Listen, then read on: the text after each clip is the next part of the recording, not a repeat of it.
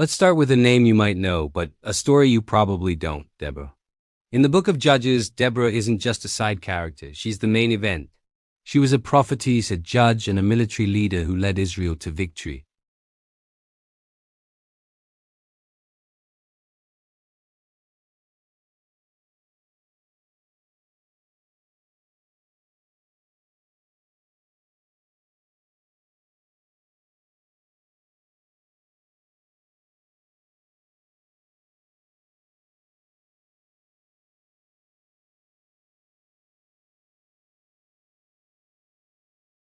So why isn't she held up as a primary example of leadership in more sermons?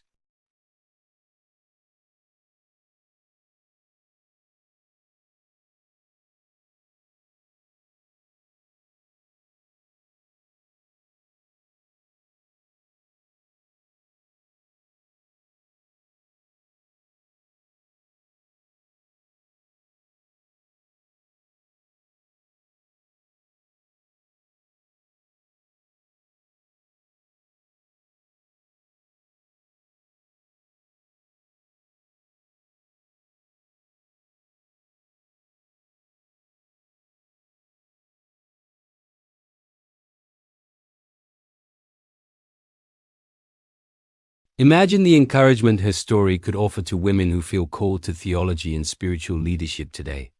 And what about the daughters of Zelophehad? Their names were Mahlah, Noah, Hoglah, Milcah, and Tirzah. Their story in the book of Numbers is a revolutionary tale of justice and women's rights.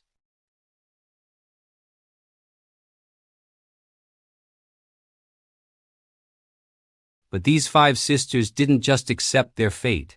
They boldly went before Moses and the entire assembly of leaders and argued their case. They said, "Why should our father's name disappear from his clan because he had no son? Give us property among our father's relatives." And guess what? God agreed with them. God told Moses they were right and commanded that the law be changed, establishing a new precedent for female inheritance.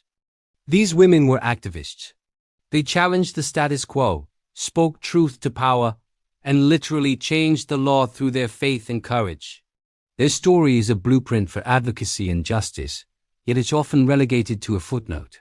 We also have Phoebe, mentioned by Paul in Romans 16. Paul doesn't just greet her. He commends her in the highest terms.